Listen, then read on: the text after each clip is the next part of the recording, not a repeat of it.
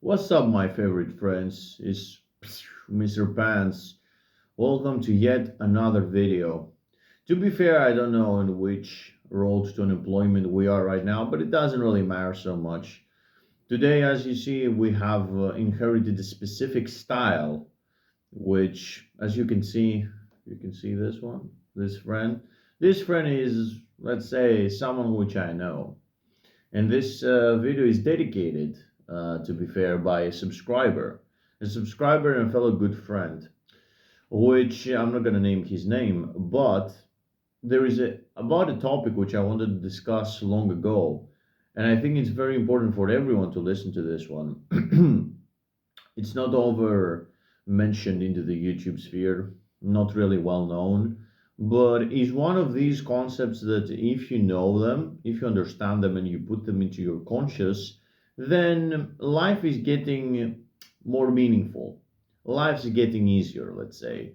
And a lot of the problems that you have, you can avoid them, or you can avoid very sticky situations, which, come on, like nobody likes sticky situations, except if you are a psychopath or something and you want to bring more and more. Or if you're a salesperson in insurance companies, then this is for you maybe. Maybe you want to have this. I don't know. Anyways, let's go to the topic. Today I'm going to talk about, not Pikachu, I'm going to talk about the shiny object syndrome. Yes, what is more viewable than me right here? What is the one that got your attention? Is most probably Pikachu. Well, for a specific reason. Don't forget Eddie behind. But why Pikachu is the one, even though I put him on the left side of my arm, maybe to use your right, I don't know. But why do I put him? Because bam, it's a distraction. You see it.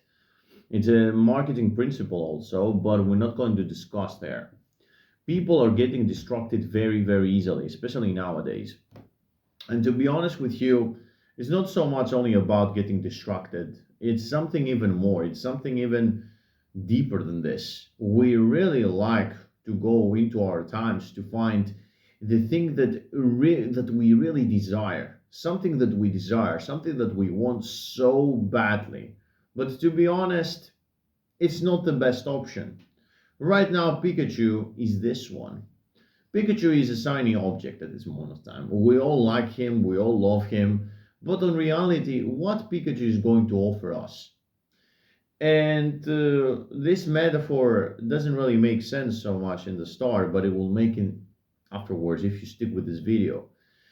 And my friend didn't have a problem specifically on the shiny syndrome, but let's say one of the people that were close to him, they did. And a lot of the times with friendships, with relationships, and in general, this shiny syndrome can make you take one of the worst decisions of your life. And let's identify right now that the shiny object syndrome for everyone is kind of different. It's not the same. For me, let's say, for example, I might value more Pikachu that you do, and I want to collect as many Pikachus as possible. To other people, they don't care about Pikachus, they care about something else. They care about Eddies. I don't know. But in general, we can see a pattern between human psychology and human behavior, specifically about genders. And one of these things you can see it very easily about men and women on their dating lives. So, for example, women, they are, even though I'm not a woman, but so far what I've seen from my life, women, they're very getting easily distracted and aroused and impressed by materialistic wealth and stuff. You see, women, they want to, like, their ultimate purpose of their lives is to be safe. That is their ambition, to be safe, to have a safe life, to take safe decisions. That's why they don't go so much into business. That's why they don't take risks. There's a lot of people who are analyzing this, but basically the idea is that the people who are taking the risks, mostly they're men, not women. Why? Because they want to feel safe and they want to provide a safe environment around for their kids, for their spouse, maybe for themselves and for their friends and everybody.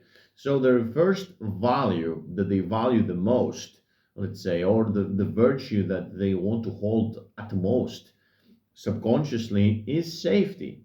That's why you find a lot of anxious women, because they want to be safer than something. So if they see a guy who's wealthy, rich, has a lot of success in dating, his dating life, in social status, famous, and whatever, they go for them.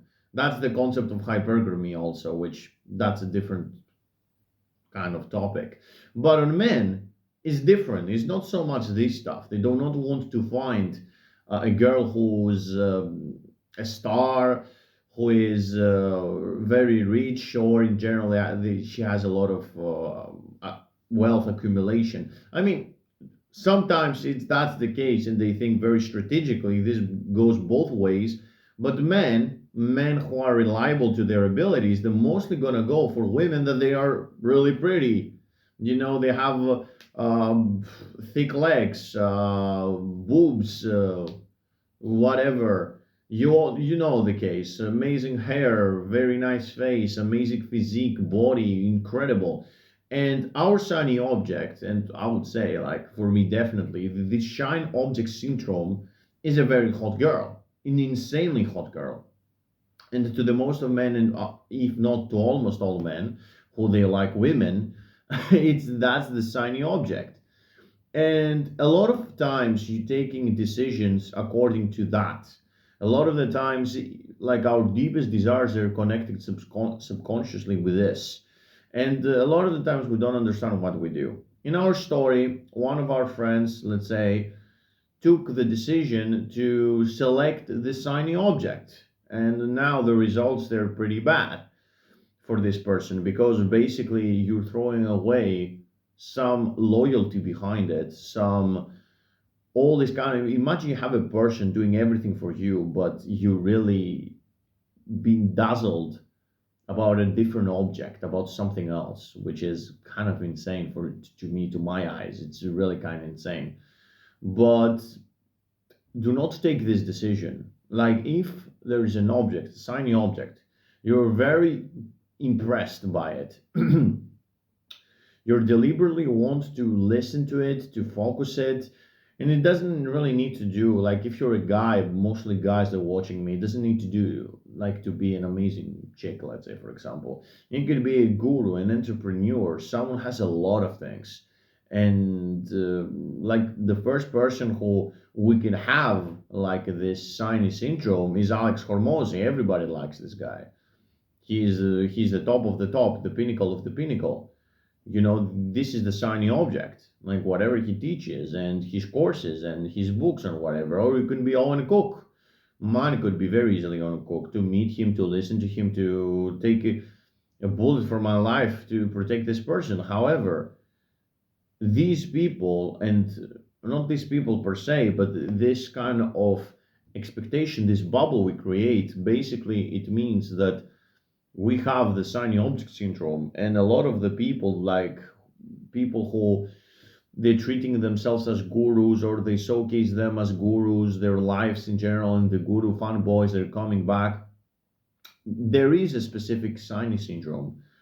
But and this can lead you to a lot of ways: to lose money, to lose your credibility, to lose your authenticity, and even to ruin relationships that in the long run that would be way much more beneficial than you. And then you choosing a side which they do not even care, or it's a lie, or it's a scam.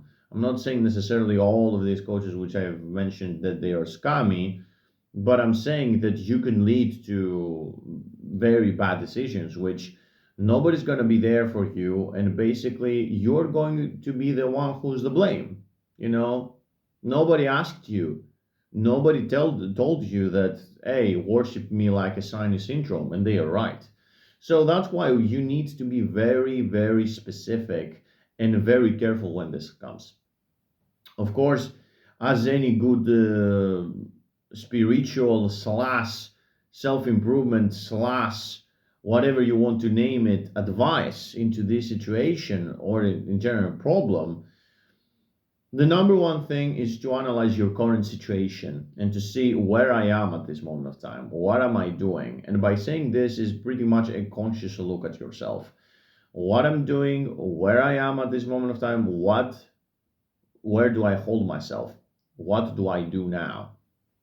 And basically, by doing a scan analysis, you could at least try to see, which I think you're going to be successful. It's not that tough to be honest with yourself and to say, you know what, I'm dazzled. I put this girl on the pedestal, or I put this person. Maybe it's a guy, maybe it's a friend who you believe it's your friend, but it's not your friend and it's just cooler than you.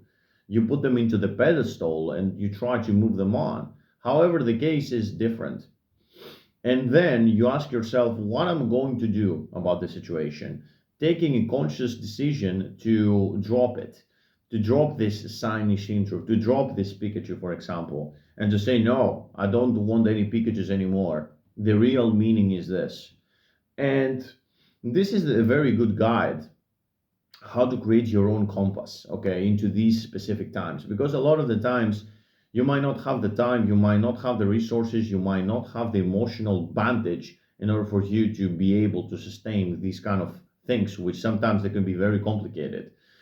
However, by creating a specific compass, a very strong compass that it will allow you to see these things, these problems, it could actually solve your hands. One of them is to take feedback from very good friends.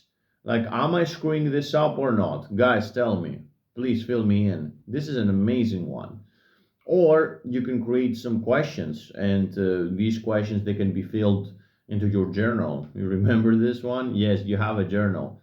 Use them. Very 10 basic questions that you can do at this moment of time in order for you to scrape the out of this kind of desert.